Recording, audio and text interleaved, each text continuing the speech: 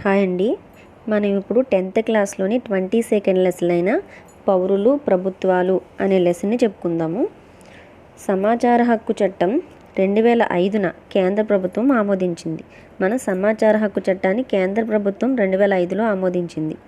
సమాచార హక్కు చట్టం వల్ల ఇప్పుడు ప్రతి ప్రభుత్వ శాఖ రికార్డులు నిర్వహించి వాటిని అడిగిన పౌరులకు అందుబాటులో ఉంచాలి. పౌరులెవ్వరూ అడగకుండానే ప్రతి శాఖ తమకు సంబంధించిన కొన్ని వివరాలను స్వచ్ఛందంగా ప్రజలకు బహిర్గతం చేయాలి. ఉదాహరణకు రోడ్లు వేస్తుంటే లేదా మరమ్మతు చేస్తుంటే ప్రజా పనుల శాఖ అంటే పీడబ్ల్యూడి అంటే పబ్లిక్ వర్క్స్ డిపార్ట్మెంట్, ప్రజా పనుల శాఖ ఆ ప్రాంతంలో ఒక బోర్డు పెట్టి ఎంత డబ్బు ఖర్చు పెట్టారు, లేదా ఎంతమంది కూలీలు పనిచేశారు, ఎన్ని రోజుల్లో పని పూర్తి చేశారు, ఇలాంటి వివరాలన్నీ పొందుపరచాలి. దీనివల్ల మరింత పారదర్శకత ఏర్పడుతుంది. దీనికి ఎవరు బాధ్యులు అంటే ప్రభుత్వ పాఠశాలతో సహా ప్రతి ప్రభుత్వ శాఖలో ఒక పౌర సమాచార అధికారి ఉంటాడు. అంటే ప్రతి ప్రభుత్వ శాఖ అయినా ఏ శాఖలో అయినా సరే ఒక పౌర సమాచార అధికారి ఉంటాడు.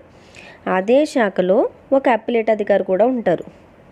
అన్ని శాఖల పౌర సమాచార అధికారులు, అప్పిలేట్ అధికారులు రాష్ట్ర పౌర సమాచార కార్యాలయానికి జవాబుదారీగా ఉంటారు.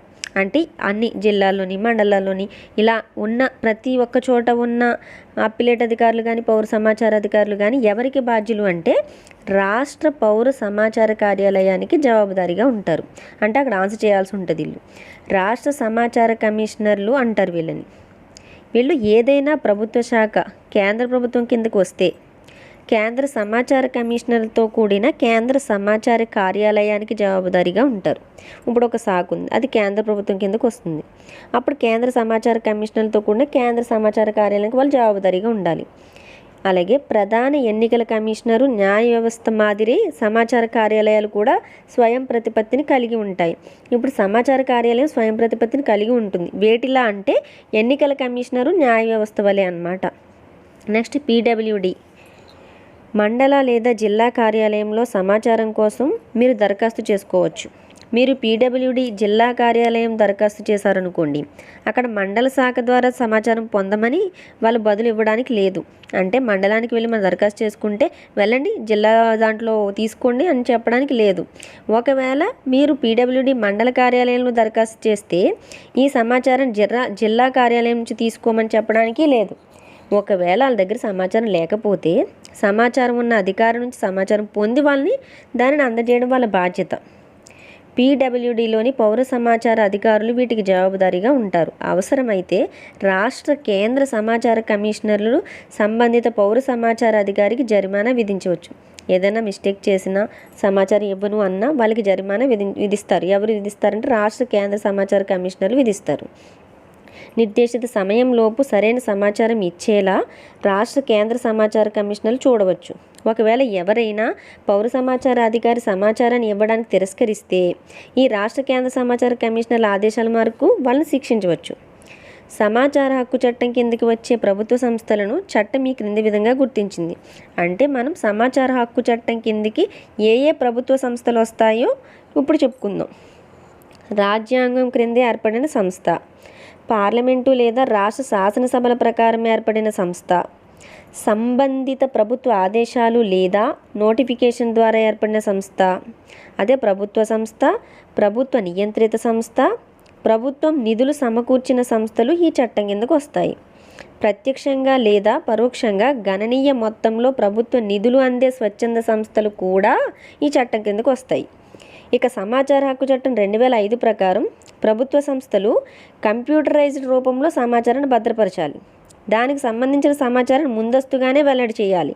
సమాచార హక్కు చట్టం ఇలా పేర్కొంటుంది ఏమనంటే ప్రతి ప్రభుత్వ సంస్థ తనకు సంబంధించిన అన్ని ఇటువంటి రికార్డులను తేలికగా బయటకు తీయడానికి వీలుగా వర్గీకరించి సూచికలతో నిర్వహించాలి. ప్రతి సంస్థ ఈ దిగువ సమాచారాన్ని ప్రచురించాలి. ఏమేంటి? సంస్థ వివరాలు, విధులు, బాధ్యతలు. నెక్స్ట్ వన్ సంస్థలోని అధికారులు, ఉద్యోగస్తుల అధికారాలు, విధులు. థర్డ్ వన్ నిర్ణయాలు తీసుకోవడంలో అనుసరించే విధానం, పర్యవేక్షణ, జవాబుదారీ విధానాలను కూడా పేర్కొనాలి. ఫోర్త్ వన్ సంస్థకు ఉండే లేదా దాని నియంత్రణలో ఉండే లేదా తమ విధులు నిర్వర్తించడంలో ఉద్యోగస్తులు ఉపయోగించే నియమాలు, నిబంధనలు, ఆదేశాలను, మార్గదర్శకాలు, రికార్డులను కూడా. నెక్స్ట్ 5th వన్, సలహాలు ఇవ్వడం కోసం ఏర్పాటు చేసి 2 లేదా అంతకంటే ఎక్కువ సభ్యులు ఉన్న బోర్డులు, సమితులు, సంఘాలు, ఇతర వివరాలు కూడా మెన్షన్ చేయాలి. అలాగే 6th వన్, ఈ కార్యాలయంలోని అధికారులు, ఉద్యోగస్తుల వివరాలు. 7th వన్, అధికారులు, ఉద్యోగస్తులకి ఇస్తున్న నెలసరి జీతం, నియమాల ప్రకారం చేసే ఇతర చెల్లింపులు. 8th వన్, తన ప్రతి ఒక్క ఏజెన్సీకి కేటాయించిన బడ్జెట్టు. 9th వన్, సబ్సిడీ పథకాల అమలు విధానం, దానికి కేటాయించిన నిధులు. 10th వన్, దాని ద్వారా రాయితీలు, పర్మిట్లు లేదా అధీకృత పత్రాలు పొందిన వాళ్ళ వివరాలు. 11th వన్, పౌర సమాచార అధికారుల పేర్లు, హోదాలు, ఇతర వివరాలు.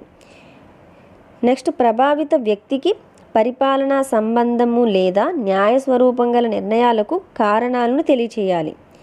పై సమాచారం అంతటిని ఎవరు అడగకుండానే ప్రభుత్వ సంస్థలు వెల్లడి చేయాలి. ఇది అందరికీ తేలికగా అందుబాటులో ఉండాలి. ఇది స్థానిక భాషలో ఉండాలి.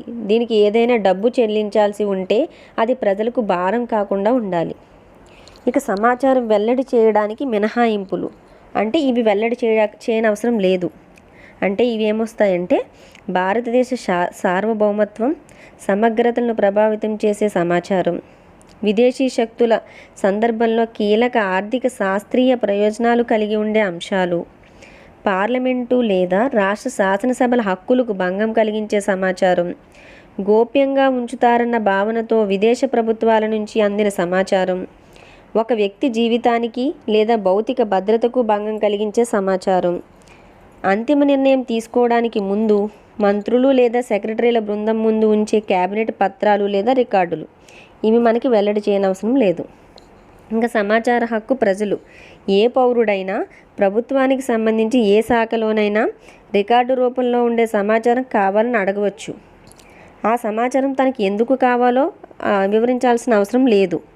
సమాచారం కావాలన్న విన్నపాన్ని చేతితో రాసిన ఉత్తరం రూపంలో కానీ ఎలక్ట్రానిక్ మెయిల్ రూపంలో కానీ ఇవ్వవచ్చు. సమాచారాన్ని ఆ రాష్ట్ర అధికార భాషలో కానీ లేదా ఇంగ్లీష్లో కానీ లేదా హిందీలో కానీ ఇవ్వవచ్చు.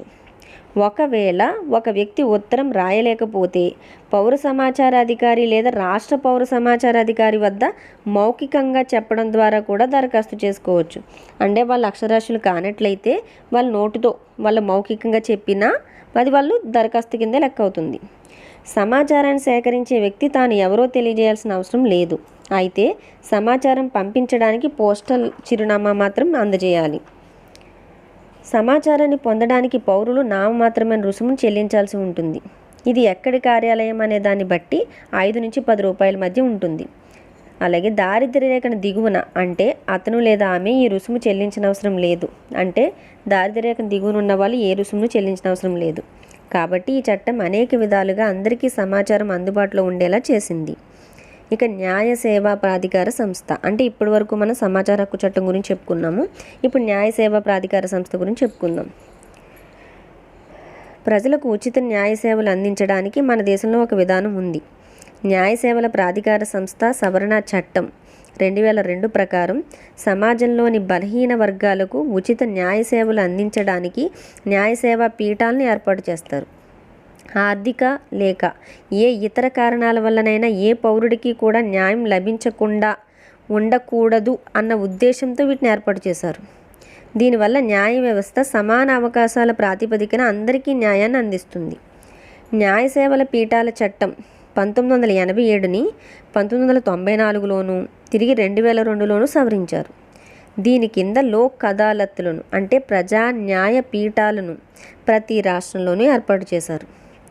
న్యాయ కోవిదులు, అధికారులు, అనధికార ప్రముఖుల సమక్షంలో సహృద్భావ వాతావరణంలో పరస్పర అంగీకారంతో తగాదాలు, వివాదాలను పరిష్కరించుకోవచ్చు. ఖర్చు లేకుండా త్వరితగతిన న్యాయం పొందడానికి ప్రజలు ఇప్పుడు లోక్ అదాలత్ను ఉపయోగించుకుంటున్నారు. కోర్టులలో దీర్ఘకాలంగా అపరిష్కృతంగా ఉన్న కేసులను ఎటువంటి ఖర్చు లేకుండా వెంటనే పరిష్కరించుకోవడానికి లోక్ అదాలత్ సహాయపడుతుంది. ఒకవేళ అప్పటికే కక్షిదారులు కోర్టు రుసుము చెల్లించి ఉంటే అది కూడా వెనక్కి ఇచ్చేస్తారు. తగాదాలు, వివాదాల పరిష్కారానికి భారతదేశంలో అనాదిగా అమలులో ఉన్న విధానమే లోక్ అదాలత్ రూపాన్ని సంతరించుకుంది. ఆధునిక కాలంలోని దీని అవసరం, ఉపయోగం ఉంది. ఇక న్యాయ సేవా ప్రాధికార సంస్థ ఉద్దేశాలు. సమాజంలోని బలహీన వర్గాలకు ఉచిత సమర్థ న్యాయ సేవలను అందించడానికి న్యాయ సేవా ప్రాధికార సంస్థ చట్టాన్ని చేయడం. ఆర్థిక లేక ఏ ఇతర కారణాల వల్లనైనా ఏ పౌరునికి న్యాయం అందని పరిస్థితి లేకుండా చూడడం. సమాన అవకాశాల ప్రాతిపదికన న్యాయాన్ని అందించేలా న్యాయ వ్యవస్థ పనిచేసేలా చూడడానికి లోక్ అదాలత్లను ఏర్పాటు చేయడం. కోర్టుల బయట సమర్థ ప్రత్యామ్నాయ సృజనాత్మక వివాద పరిష్కార విధానాన్ని రూపొందించడం. ఇక న్యాయ సేవల ఏర్పాటు. ఈ చట్టం ప్రకారం న్యాయ సహాయం అందించడానికి దేశవ్యాప్తంగా ఒక న్యాయ వ్యవస్థను ఏర్పాటు చేశారు. దేశ స్థాయిలో ఏర్పాటైనది జాతీయ న్యాయ సేవల ప్రాధికార సంస్థ. జాతీయ దేశ స్థాయిలో అయితే ఈ న్యాయ సహాయ పథకాలు కార్యక్రమాలను అమలు చేయడానికై స్వచ్ఛంద సంస్థలు, రాష్ట్ర న్యాయ సేవా ప్రాధికార సంస్థలకు ఈ సంస్థ నిధులను అందజేస్తుంది. జాతీయ న్యాయ సేవల ప్రాధికార సంస్థ రాష్ట్ర న్యాయ సేవా ప్రాధికార సంస్థలకు అలాగే ఈ సంస్థ నిధులను అందజేస్తుంది. ప్రతి రాష్ట్రంలోనూ రాష్ట్ర న్యాయ సేవల ప్రాధికార సంస్థ ఉంటుంది. జాతీయ స్థాయి సంస్థ రూపొందించిన విధి విధానాలను, ఆదేశాలను ఇది అమలు చేస్తుంది. రాష్ట్రంలోని ప్రజలకు న్యాయ సేవలను అందిస్తుంది. లోక్ అదాలత్లను నిర్వహిస్తుంది. రాష్ట్ర న్యాయ సేవల ప్రాధికార సంస్థకి అధిపతిగా ప్యాట్రన్ ఇన్ చీఫ్గా ఎవరుంటారు అంటే రాష్ట్ర హైకోర్టు చీఫ్ జస్టిస్ ఉంటారు.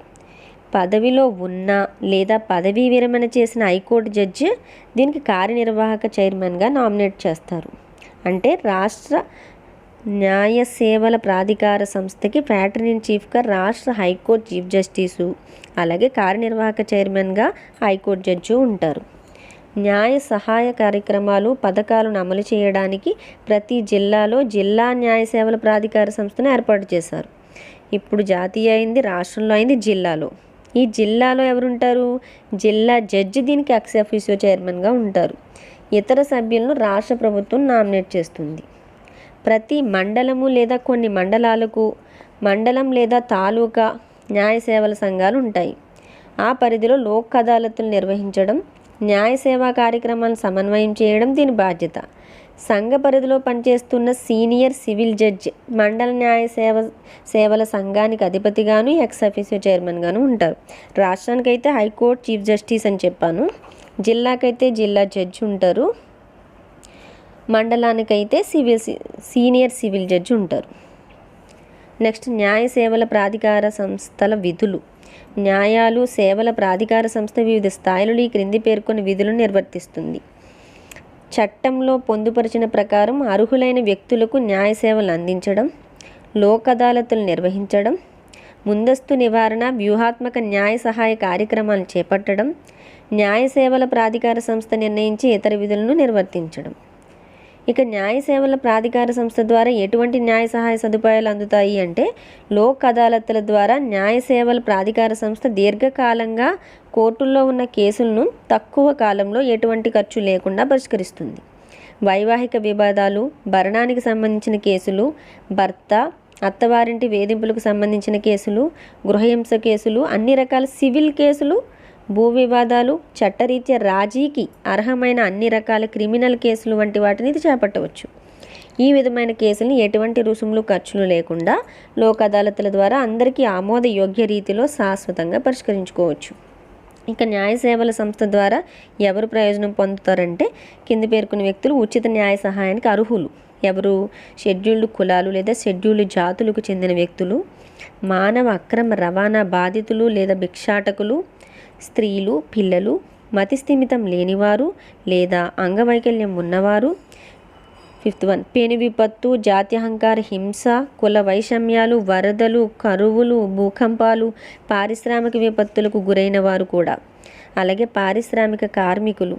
వ్యభిచార వృత్తి నివారణ చట్టం అంటే 1956లో చేశారు దీన్ని. దీంట్లో ఉన్న సెక్షన్ 2 క్లాస్ G ప్రకారం.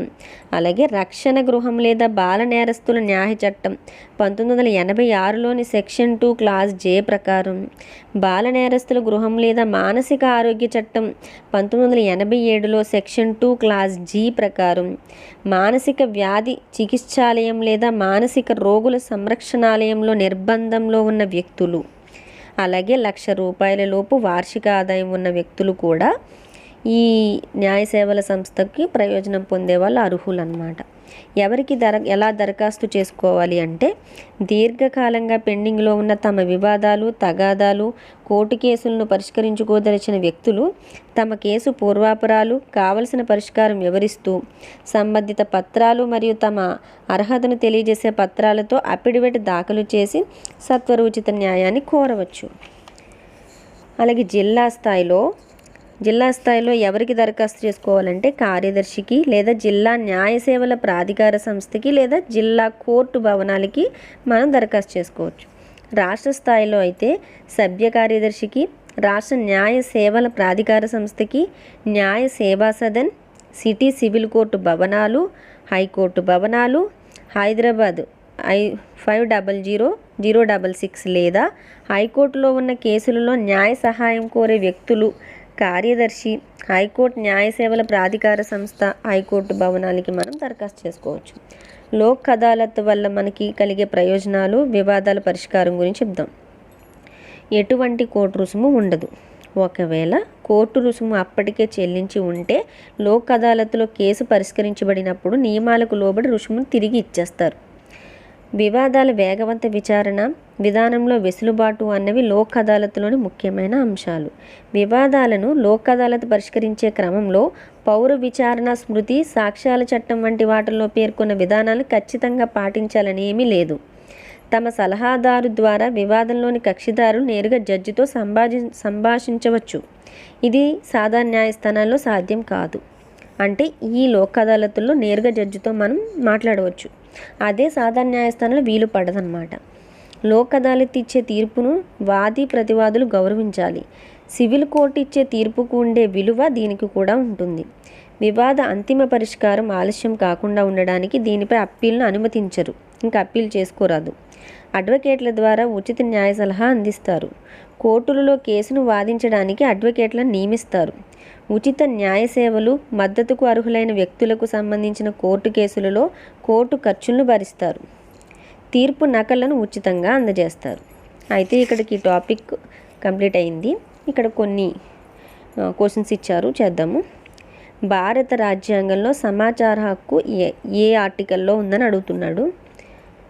ఆప్షన్స్ వచ్చేసి 19(2) క్లాజ్ ఏలో, 19(1) క్లాజ్ ఏలో, 19(1) క్లాజ్ సిలో, 19(1) క్లాజ్ డిలో. మనకు ఆన్సర్ వచ్చేసి 19(1) క్లాజ్ ఏలో. సెకండ్ వన్, సమాచార హక్కు చట్టం ఎప్పుడు చేశారు? 2004, 2003, 2005, 2006. ఆన్సర్ వచ్చి 2005. సమాచార హక్కు చట్టాన్ని చేసిన తొలి రాష్ట్రం. ఆప్షన్స్ కేరళ, గుజరాత్, ఆంధ్రప్రదేశ్, తమిళనాడు. ఆన్సర్ వచ్చేసి తమిళనాడు. సమాచార హక్కు చట్టం ఏ రాష్ట్రానికి వర్తించదు? ఆప్షన్స్ గుజరాత్, అస్సాం, జమ్మూ కాశ్మీర్. అన్ని రాష్ట్రాలకు వర్తిస్తుంది. ఆన్సర్ వచ్చేసి అన్ని రాష్ట్రాలకు వర్తిస్తుంది. అంటే ఇంతకుముందు మనకు జమ్మూ కాశ్మీర్కి ఉండేది కాదు. ఇప్పుడు 370 ఆర్టికల్ తీసిన తర్వాత ఆ రాష్ట్రానికి కూడా సమాచార హక్కు చట్టం వర్తిస్తుంది. సమాచార హక్కు చట్టం ఎప్పటి నుండి అమల్లోకి వచ్చింది? 2005 జూలై 12, 2005 అక్టోబర్ 12, 2005 మే 12, 2005 ఆగస్టు 12. ఆన్సర్ వచ్చి 2005 అక్టోబర్ 12. ఈ క్రింది వారిలో సమాచార హక్కు చట్టానికి జవాబుదారీగా ఉండేవారు. ఆప్షన్స్ పౌర సమాచార అధికారులు, ఎన్నికల అధికారి, మానవ హక్కుల అధికారి, మహిళా చైర్మన్. ఆన్సర్ వచ్చేసి పౌర సమాచార అధికారులు. సమాచార హక్కు చట్టానికి సవరణలు ఎవరు చేస్తారు? ప్రధానమంత్రి, రాష్ట్రపతి, సుప్రీంకోర్టు, పార్లమెంట్. సమాచార హక్కు చట్టానికి సవరణలు చేసేది పార్లమెంట్.